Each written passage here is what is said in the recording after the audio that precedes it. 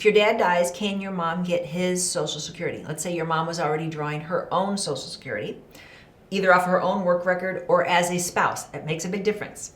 So if she's drawing off her own work record, then for her to get widow benefits, and it's widow, widower, survivors, it's called by different things, it's the same thing. For her to get widower benefits, she has to go in person to your local Social Security office to apply. She'll have to take her marriage license, an original or a certified copy. Might take some time to get that together. She needs a copy of her divorce decree if they were divorced, even though maybe they're living together again. If she changed her name, if there's any problem, they might need a proof of that. If she wasn't born in the United States, they might need proof of citizenship. When she goes, she wants to be sure to take her banking information.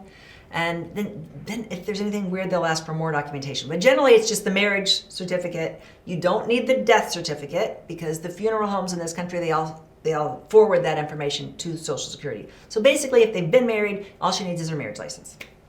She must go in person. Now, technically, if you Google it, you will see that you don't have to go in person. I'm telling you to go in person, okay? If you don't go in person, if you try to do it online, then you have to mail all the documents, and guess what? They're going to lose them. And they're your originals, right? So if you're going to mail them certified, they're still going to misplace it. It's just a mess, and you might need those back. Just don't do it. Save yourself the hassle. There's a lot of offices in the country that do allow walk-in appointments. There are big metropolitan areas that don't allow walk-in appointments where you have to apply online to get an appointment and then you go in a month or two. It's kind of backlog. But based on when you get your appointment, they're going to backdate your benefits to that date. So you're not going to be harmed by the fact that Social Security is really behind and you have to wait a month or two to apply for your benefits. So in my scenario, my parents were married.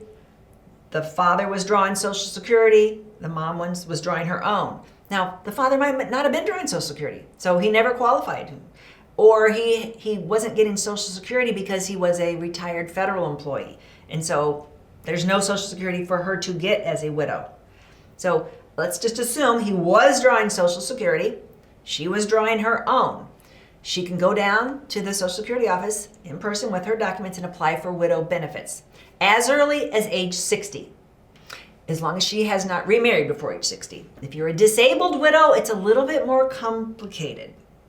But disabled widows can apply for widower or widow or survivor, whatever you want to call it, benefits as early as age 50. Again, as long as they don't remarry before age 50. Now, I said you can draw these widow benefits as early as age 60. But in order to do that, you have to realize you'll be taking a reduced amount. And that is a permanently reduced amount. If you draw widow benefits at age 60, the earliest time most people can draw, you get about 71.5%. If you want to know the exact amount, if I'm not recalling it perfectly, get my Social Security and Medicare cheat sheet, the link in the bio, or go to my website, themedicarefamily.com. Under the resources tab, get the cheat sheet. That will tell you exactly how much you get at 60 versus 61, 62, 63, 64, 65, all the way up till your full retirement age. So if you want your mom to get the full amount, meaning 100% of what your father was drawing at the time of his death, then your mom has to wait until her full retirement age to get the 100%. And if she's like, I don't want to wait, I need the money now. Because if they were both drawing Social Security, they were living off 2 checks. When your father passed away, now she's supposed to live off 1 check. Yeah, she's saving some expenses, but a lot of people can't afford to live off the 1 check. It's stressful. They assume they're going to get widow benefits and keep their own Social Security. No. The way Social Security works, you're always only going to get 1 benefit, whichever is higher. Which is why a lot of men don't get widower benefits, because their own Social Security is so much higher than what they would draw if they applied for widower benefits. And it's the same rule, widower, widows. So your mom goes down and she wants to see how much money this is, and she should know what her husband had been drawing. She can get up to 100% of that amount. Now, she might say, I'm only 60, and I think I'll wait. She can just stay on her own Social Security, and at any time, she could switch over to her widower benefits. Now, she might want to wait to max it out at her full retirement age, but then she gets sick. So no more waiting, right? Or she might want to wait till 70, but then something happens, like this inflation, everything, right? And she needs the money. She can do it at any time. There's no statute of limitations. So a lot of people that are trying to help their parents, their dad might have died 5 years ago, and their mom didn't know that she could have done this. So she didn't sleep on her rights where now it's too late. There's no time period. Now there is a statute of limitations on the one-time death benefit. It's a lump sum death benefit. It's $255. So yeah, I think you have 1 year to claim that. Only the spouse, not the ex-spouse, not the kids can get that. It's a burial benefit. And that's because that's how much it costs in 1935 when they formed Social Security to bury someone. And they've never changed it in those 80-some years. So there is a statute of limitation on that lump sum little $255 benefit. Now let's do a different scenario. Let's say your mom was drawing spousal Social Security. So she was already drawing off your dad's work record. Now, if she's already past her full retirement age, let's say it was 65, and your dad died and she's 66, she's past her full retirement age, she's drawing a spousal benefit off his work record, she didn't have to do anything. Social Security will automatically move her up to the higher benefit, the widow benefit. And since she's already at or past her full retirement age, she will get 100%. So it's 100% of what your dad was drawing at the time of his death.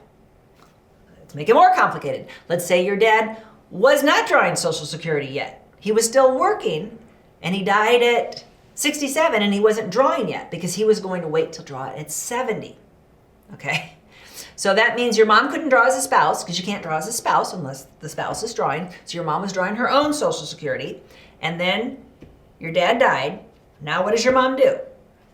Now she has to decide, does she want to switch to her widow benefits now? Does she want to wait, let it grow?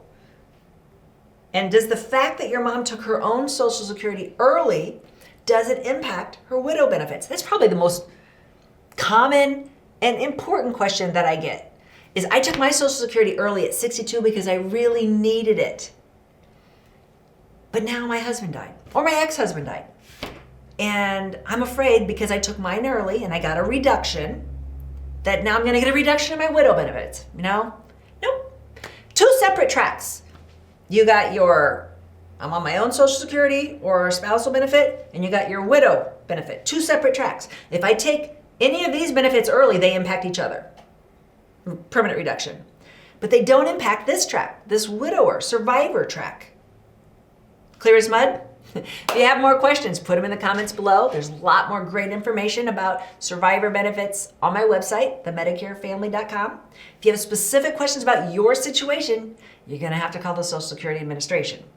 There's a lot of great information online, but every situation is unique. Thanks for watching.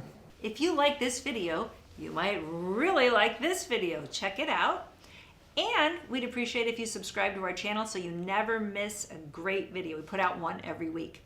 Check in the description below this video for a link to our cheat sheet on Social Security and Medicare.